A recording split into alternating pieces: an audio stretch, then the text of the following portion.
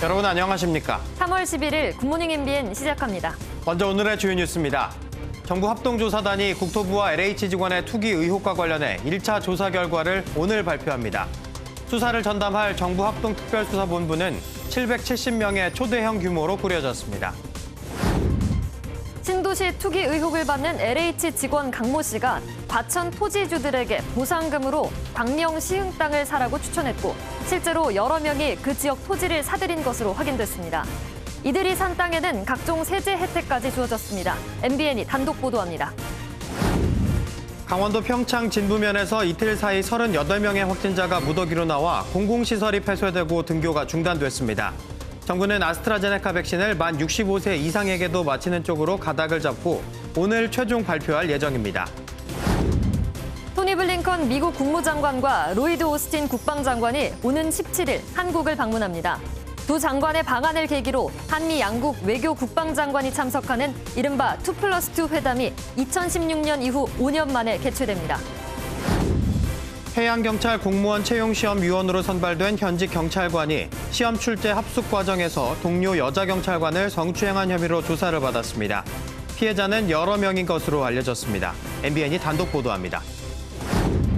오늘은 전국이 포근하겠지만 수도권은 초미세먼지가 일시적으로 매우 나쁨 수준까지 올라 올봄 들어 첫 미세먼지 비상저감 조치가 발령됐습니다. 밤부터는 남부지방을 시작으로 비가 내리기 시작해 충청권으로 점차 확대되겠습니다. 대통령이 LH 투기 수사에 검경 협력을 당부한 만큼 검경 협의체 내용에 관심이 쏠렸는데요. 막상 보니 검사 파견은 달랑 1명. 그것도 수사팀이 아니라 합동조사단에서 법률 지원 업무를 맡아 논란이 일고 있습니다. 조경진 기자입니다. LH 수사에 칼을 빼들겠다며 정세균 국무총리는 관계기관장을 한자리에 모아 검경 협력 방안을 논의했습니다. 이 자리에서는 검경 수사권 조정 원칙에 따라 경찰 주도의 수사 체계를 유지한다는 정부 기조를 다시 한번 확인했습니다. 수사를 맡고 있는 경찰과 영장 청구와 공소의 제기 및 유지를 담당하는 검찰 간의 유기적인 소통과 연계가 무엇보다 중요합니다. 검찰은 특별수사본부가 아닌 합동조사단에 부동산 전문검사 1명을 파견하되 수사가 아닌 법률 지원만 하도록 정리됐습니다. 완전한 합의를 이뤘고 현행 수사권 개혁 제도 하에서 실질적으로 국민들이 걱정하시는 부분에 대한 충분한 어떤 대응 태세가 만들어졌다. 검찰 게시판에는 법률 지원 검사 1명으로 제대로 된 수사가 가능하겠느냐. 법무부 장관이 검사에게 경찰 보조 역할을 지시했다는 비판이 제기됐습니다. 여당인 더불어민주당 이상민 의원도 쥐를 잡는 데 고양이 색깔을 따질 필요가 없다며 특별수사본부에 검사 파견이 옳다고 지적했습니다. 이런 가운데 정부 합동조사단은 오늘 LH와 국토부 직원을 대상으로 한 1차 조사 결과와 전수조사 거부자들에 대한 징계 방안 등을 발표할 예정입니다. MBN 뉴스 조경진입니다. 아스트라제네카 백신을 65살 이상 국민에게도 접종할지에 대한 결론이 오늘 나옵니다. 또 정부는 5월 말까지 아스트라제네카 백신 350만 명분을 추가로 들여올 예정입니다. 강세현 기자입니다. 오늘 오전 아스트라제네카 백신의 65세 이상 고령층 접종 허용 여부가 발표됩니다. 방역당국은 어제 회의를 열고 아스트라제네카 백신이 고령층 접종에 적합한지 논의했습니다. 현재까지는 고령층에게 접종을 허용하는 쪽이 유력합니다. 영국에서 65세 이상 고령자에 대한 임상 자료가 충분히 쌓인 데다 예방 효과도 확인된 만큼 접종을 미룰 이유가 없다는 겁니다. 고령층을 우선 접종 대상에서 제외했던 독일 등 유럽 국가들도 접종을 허용하기로 입장을 바꾸기도 했습니다. 아스트라제네카 백신 추가 도입도 속도를 냅니다. 방역당국은 다가오는 5월 말까지 백신 350만 명분을 도입할 예정이라고 밝혔습니다. 정부는 아스트라제네카 백신 1,000만 명분을 계약했는데 현재까지 78만 5천 명분을 공급받았습니다. 한편 정부는 2차 접종용 백신을 1차 접종에 사용하는 방안을 적극적으로 검토하고 있습니다. 앞서 정부는 1차와 2차 접종 간격을 8주에서 최장 12주로 넓혔습니다. 우선 1차 접종자 수를 늘리고 12주 안에 새로운 백신을 공급받겠다는 전략으로 풀이됩니다. 이를 활용하면 더욱 빠르게 백신 접종자 수를 늘릴 수 있을 전망입니다. MBN 뉴스 강산입니다. 백신 접종이 속도를 내는 가운데 신규 확진자 수가 19일 만에 최다인 470명을 기록했습니다. 이 백신 접종으로 오히려 방역 심리가 해이해진 것은 아닌지 우려의 목소리도 나오는데요. 이스라엘과 영국도 백신 접종 한 달 뒤 확진자가 급증한 전례가 있어 당국이 긴장하고 있습니다. 심가연 기자입니다. 강원도 평창 진부에서 27명이 무더기 확진 판정을 받았습니다. 어린이집은 물론 평창군 보건의료원과 면사무소, 파출소까지 확진자가 나와 모두 임시 폐쇄됐습니다. 주민 982명을 전수검사했고 이틀간 누적 확진자만 38명에 달합니다. 충북 음성의 육가공업체에서도 5명, 부산 공동어시장에서도 13명이 확진 판정을 받는 등 신규 확진자만 470명을 기록했습니다. 최근 일주일 동안 지역 발생 하루 평균 확진자 수도 399.9명으로 올라서며 사실상 2.5단계 범위에 재진입했습니다. 직장, 병원, 가족 모임 등 기존의 집단 감염에서 확진자가 계속 이어지고 최근에는 외국인 고용 사업장, 실내 체육시설, 어린이집 등에서 새로운 집단 감염이 더해져 방역당국은 봄철 이동량 증가가 감염 재확산으로 이어질까 우려하고 있습니다. 특히 이스라엘과 영국처럼 백신 접종으로 방역 심리가 느슨해질까 긴장하고 있습니다. 확산세가 좀처럼 사그라들지 않는 가운데 방역당국은 오는 금요일 새로운 거리 두기안을 확정해 발표합니다. 현행 5단계에서 4단계로 줄이고 사적 모임의 규모도 세분화될 방침인데 실제 적용 시기를 놓고 방역당국은 고심하고 있습니다. MBN 뉴스 심가현입니다. 어제 0시부터 오후 9시까지 전국에서 코로나19 양성 판정을 받은 신규 확진자는 모두 426명으로 집계됐습니다. 전날 같은 시간에 집계된 428명보다는 2명 적은 수치로 수도권 확진자가 약 75%를 차지했습니다. 이에 따라 오늘 0시 기준으로 발표될 신규 확진자 수는 400명대 중후반을 기록할 것으로 보입니다. 미국 바이든 행정부 출범 뒤 처음으로 블링컨 국무장관과 오스틴 국방장관이 한국을 찾을 예정입니다. 바이든 행정부가 추진하는 대북 정책과 전작권 전환 등이 집중 논의될 전망입니다. 우종환 기자입니다. 미국 국무국방장관이 오는 17일 동시에 방한합니다. 외교부는 토니 블링컨 국무장관과 로이드 오스틴 국방장관이 방한해 각각 정의용 외교부 장관, 서욱 국방부 장관과 만날 예정이라고 밝혔습니다. 조 바이든 행정부 출범 이후 한미 외교 안보수장이 직접 만나는 건 이번이 처음입니다. 외교장관 회의에서는 대북 정책과 한미 관계가 주로 논의될 전망입니다. 바이든 행정부의 대북 정책 구상이 진척된 걸로 알려진 만큼 트럼프 행정부 때와 얼마나 다른 입장을 낼지 주목됩니다. The United States also remains focused on denuclearization of North Korea and will work closely with allies and partners. 내일 중국을 견제하기 위해 추진하는 미국, 일본, 인도, 호주 4개국 협의체 쿼드 정상회의가 열리는 만큼 이와 관련한 설명이 있을 수도 있습니다. 국방장관들은 문재인 대통령 공약인 전시작전권 전환 문제를 집중 논의할 걸로 보입니다.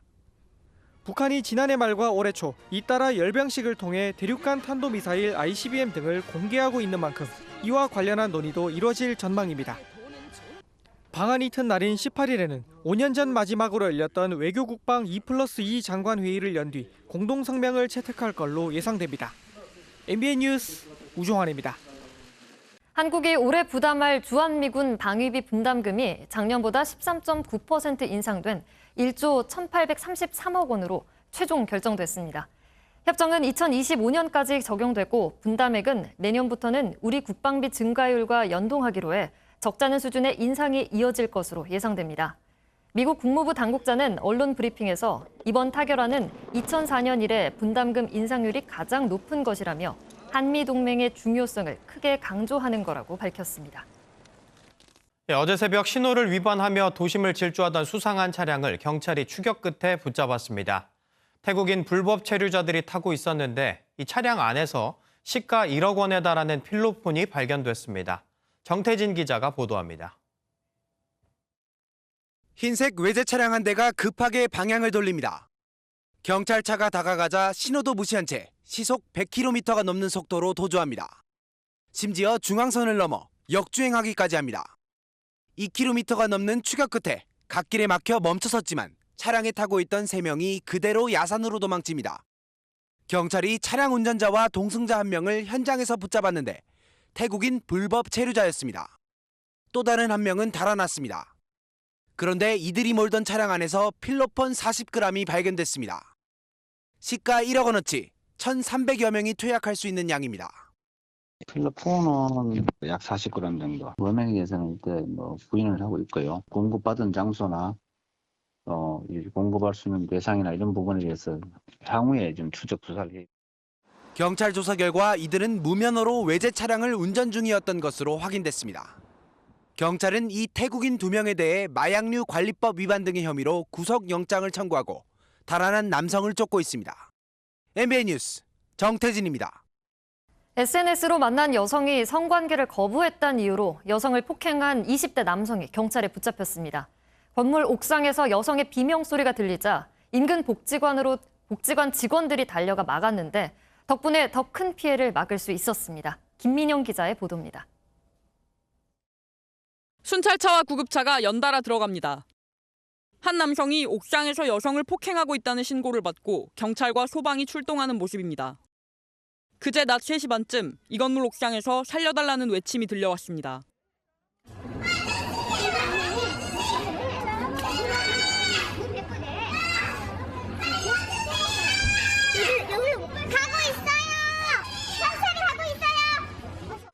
창문 바깥에서 들려오는 비명소리를 들은 인근 복지관 직원들이 곧바로 경찰에 신고하고 남성을 떼어놨습니다. 그 여자가 필사적으로 방어하면서 비명과 함께 살려달라고 외치셨고요. 그 남자분 2명이 그 남자분을 제지를 했고 그 여자분에게서 떼어냈고. 경찰은 방검복 등 안전장구를 착용하고 출동해 여성을 이곳 옥상에서 구조했습니다. 2 사람은 SNS를 통해 처음 만난 사이였는데 여성이 성관계를 거부하고 가려 하자 남성이 여성을 강제로 붙잡아 얼굴과 배를 폭행하고 목을 조른 것으로 알려졌습니다. 해당 여성은 곧바로 병원으로 옮겨졌습니다. 경찰은 이 남성에 대해 강간상해 혐의로 구속영장을 신청했습니다. MBN 뉴스 김민영입니다. 검찰이 재계 32위 재벌 기업인 KCC의 정몽진 회장을 재판에 넘겼습니다. 정 회장은 2016년과 2017년 차명회사와 친족 계열사의 존재를 숨겨 대기업이 받는 규제를 피한 혐의를 받고 있습니다. 이혁근 기자의 단독 보도입니다. 2007년 설립된 음향장비 회사의 홈페이지입니다. 정몽진 KCC 회장이 차명으로 회사 지분 100%를 갖고 있지만 2016년과 2017년 공정위 제출 자료에는 쏙 빠졌습니다. 음향회사뿐 아니라 당시 KCC는 정 회장의 외삼촌 조모 씨가 갖고 있는 골판지 회사와 플라스틱 회사 등 총 10개사의 정보를 신고하지 않았습니다. 신고 자산을 속이면서 KCC는 재벌 규제를 피해갈 수 있었습니다. 당시 자산이 10조 원 이상이면 대기업으로 지정돼 총수일가 사익 편취 금지 등 여러 제한을 받는데 KCC의 신고 자산은 9조 7천억 원이었기 때문입니다. 공정거래법은 대기업 집단 지정을 위해 회사 현황 자료 제출을 규정하고 있고 이를 허위로 내면 처벌하게 돼 있습니다. 서울중앙지검 공정거래조사부는 정 회장이 고의로 관련 계열사 정보를 누락시킨 것으로 보고 지난 4일 공정거래법 위반 혐의로 약식 기소했습니다. 법조계 안팎에선 허위 자료 제출에 대한 처벌 규정이 강화되기 전에 벌어진 일이라 정 회장에 대한 처벌 수위가 낮아졌다는 분석이 나옵니다. MBN 뉴스 이혁근입니다. 미얀마에서 쿠데타 이후 야간 통행 금지가 발령 중인 가운데 어젯밤 대규모 시위가 열렸습니다. 서슬퍼런 군사정부의 통행 금지를 깨고 밤에도 거리로 나온 시민들은 촛불 시위로 미얀마 민주화를 요구했습니다. 전민석 기자가 보도합니다. 밤 공기를 찢는 듯한 소총 연사음. 시민들이 피할 곳을 찾아 황급히 흩어집니다. 미얀마 전역에선 지난달 8일부터 야간 통행이 금지돼 있습니다. 군경은 빈 밤거리에서 총을 난사하며 매일 밤 공포 분위기를 조성합니다.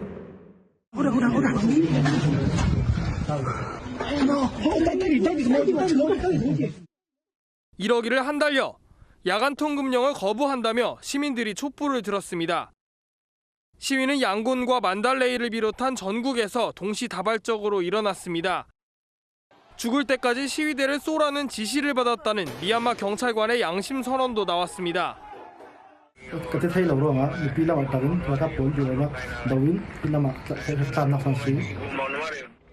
유엔 안전보장이사회는 현지 시간 어제 미얀마 군부의 폭력을 규탄하는 성명에 만장일치로 동의했습니다. 그러나 중국 등 일부 국가의 반대에 쿠데타라는 낱말과 유엔 제재 가능성을 언급한 문구는 빠진 것으로 알려졌습니다. MBN 뉴스 전민석입니다. 지하철에서 동영상을 보다가 갑자기 끊기거나 해서 불편하신 경험 많이들 있으시죠? 기존에 사용되는 인터넷 속도보다 30배나 빠른 5G 서비스가 등장했습니다. 이 서비스를 이용하면 데이터를 많이 쓰는 증강현실 서비스도 200명 가까이 동시에 이용할 수 있다고 합니다. 박은채 기자가 체험해봤습니다. 통신사가 무료로 제공하는 서울 지하철의 LTE 속도는 약 60Mbps. 동영상을 시청할 때 한 사람이 5Mbps를 쓴다고 할 때 객차 내 10명 이상 모이면 속도는 크게 떨어집니다. 이런 불편함을 덜기 위해 지금 속도보다 30배 빠른 5G 서비스가 서울 지하철에서 공개됐습니다. 저희가 제공하는 그 전송률을 가지고 5Mbps 정도의 인터넷 서비스를 받고 있다라고 하면 한 380명 정도가 동시에 서비스에 끊김없이 데이터를 수신할 수 있는 용량입니다. 일반 동영상을 시청할 때보다 2배의 전송 속도가 필요한 증강현실 서비스를 190명이 동시에 이용할 수 있게 하는 빠른 속도입니다. 복잡한 장비 없이 휴대폰 속 QR코드 앱만 있으면 서비스를 이용할 수 있습니다. 속도가 빠른 만큼 지하철 창문 밖으로 광고가 재생될 때 휴대폰으로 상품의 정보까지 확인이 가능해집니다. 매장에 직접 방문하지 않고도 원하는 제품을 광고 속에서 QR코드로 찍어 가져올 수 있습니다. 산 것처럼 직접 신어보고 걸어 다닐 수도 있습니다. 앞으로 지하철은 물론 버스 등 움직이는 환경에서 5G로 동영상이나 증강현실을 끊임없이 볼 수 있는 길이 활짝 열릴 전망입니다. MBN 뉴스 박은채입니다. 거리 곳곳의 가로등은 밤이 되면 환하게 불을 밝히는 역할을 하죠. 이 가로등 본연의 기능에 와이파이와 CCTV 같은 기능을 더한 똑똑한 가로등, 이 스마트폴이 서울에서 처음으로 선보였습니다. 정주영 기자입니다. 서울 종로구 청계천 거리입니다. 오른쪽에 기존 가로등과 다르게 생긴 신형 가로등이 눈길을 사로잡습니다.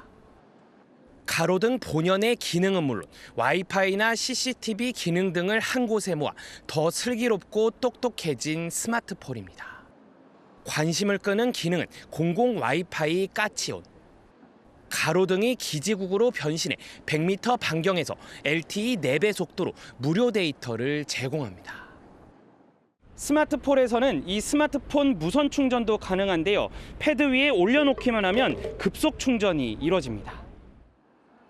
QR코드를 인식하면 주변 문화재나 산책길 같은 도시 정보를 안내하고 위급할 때 비상벨을 누르면 통합 관제센터와 즉시 연결됩니다. 감사합니다. 중구청 통합관제센터입니다. 또 지능형 CCTV는 교통정보를 측정하고 안전센터에 24시간 데이터를 보내 재난 감시와 인명 구조를 돕습니다. 도시 미관도 개선이 되지고 또 시민들의 통행 편의 같은 것들도 올라가고 도시의 경쟁력이나 어떤 또 수준은 올라가는 그런 어떤 복합적인 효과를 가질 수 있겠습니다. 서울시는 스마트폴을 순차적으로 추가 설치하는 동시에 드론과 전기차 충전 등 첨단 기능도 접목할 계획입니다. MBN 뉴스 정주영입니다. 약 2년 전 프랑스 노트르담 대성당이 불타던 안타까운 모습 기억하시나요? 오랜 논의 끝에 본격적으로 복원 작업이 시작됐다고 합니다. 프랑스 루아르 지방의 울창한 베르체 숲. 곧게 뻗은 나무들 중 4그루가 뽑혔는데요. 무려 수령 200년이 넘는 참나무로 약 2년 전 화재로 소실된 노트르담 대성당 첨탑 복원에 쓰일 겁니다. 금속으로 현대화하는 방법도 검토됐지만 결국 원래대로 돌리기로 해서 적당한 나무를 찾아 프랑스 전역을 뒤졌다고요. 복원 작업이 차근차근 잘 진행돼서 대성당이 온전한 모습을 되찾았으면 좋겠네요. 노란 스마일 모양은 단순하지만 누구에게나 사랑받는 그림이죠. 그 그림처럼 보기만 해도 미소가 절로 지어지는 동물이 화제입니다. 노란색의 웃는 얼굴이 보이시나요? 미국 조지아주의 뱀 사육사가 연구를 통해 흰 몸통에 노란 무늬가 있는 뱀 품종을 만들었는데요. 자라면서 점점 놀라운 무늬가 드러나더니 웃는 얼굴이 3개나 생긴 거죠. 열성 돌연변이로 우연히 나타나는 거라서 자연 상태에서 이런 무늬를 보는 건 거의 불가능하다는데요. 보고 있으면 저절로 같은 표적을 짓게 되는 이 뱀, 약 700만 원 정도에 팔렸다고 합니다. 이번엔 곤충을 똑 닮은 아주 조그마한 로봇 소개해드립니다. 이렇게 작은 드론을 만들기가 정말 까다롭다는데 그 어려운 걸 결국 해냈습니다. 힘차게 날갯짓을 하는 이건 미국 MIT 연구진이 개발한 초소형 드론입니다. 확대된 거라 실감이 잘 안 나실 수 있지만 몸 길이 약 2cm에 무게는 겨우 0.6g, 실제 벌 크기와 비슷하다는데요. 날개는 고무에 탄소를 코팅해 만들었고 초당 최대 500번이나 움직일 수 있습니다. 특히 어딘가 충돌하거나 추락해도 망가지지 않을 만큼 아주 튼튼하다고요. 꽃가루를 옮기는 등 실제 곤충의 역할을 대신해 농업에 사용될 거라고 합니다. 지금까지 굿모닝 월드였습니다. 오늘 서쪽 지역의 공기의 질이 어제보다도 더 나빠졌습니다. 지금 수도권과 충남, 세종과 전북에서는 초미세먼지 주의보가 발효 중인 가운데 수도권과 충청을 중심으로는 초미세먼지 농도 100마이크로그램 안팎으로 매우 나쁜 단계를 보이고 있습니다. 전일 남아있는 먼지에 중국발 스모그까지 더해지면서 오늘 서울과 경기 남부, 충남에서는 미세먼지 농도 매우 나쁨 단계, 그 밖의 지역에서는 나쁨 수준 보일 텐데요. 일시적으로 오전에는 인천과 경기 북부, 세종에서는 매우 나쁨 수준을 보일 수 있겠습니다. 따라서 수도권에서는 미세먼지 비상 저감 조치가 내려졌습니다. 여기에 출근길 중부 서해안을 중심으로는 짙은 안개까지 뒤엉켰습니다. 가시거리가 짧아져 있어 주의하셔야겠습니다. 위성 영상입니다. 지금 내륙 곳곳에 보이진 않지만 안개가 끼어져 있습니다. 오늘 구름 많다가 오후부터는 차차 흐려지겠습니다. 밤에는 제주와 전남에서 비가 내리기 시작해 내일은 충청과 그 밖의 남부, 영동으로 확대되겠습니다. 내일까지 예상되는 비의 양은 제주에서 20에서 60mm, 남해안은 10에서 40mm, 그 밖의 지역은 5에서 많게는 10mm가 되겠습니다. 오늘도 일교차가 크게 벌어지겠습니다. 아침 기온 서울은 4.8도로 시작을 하고 있는데요. 한낮에는 서울 16도, 강릉 19도, 광주 18도까지 올라 온화하겠습니다. 당분간 예년보다 포근한 봄 날씨가 이어질 전망입니다. 날씨였습니다.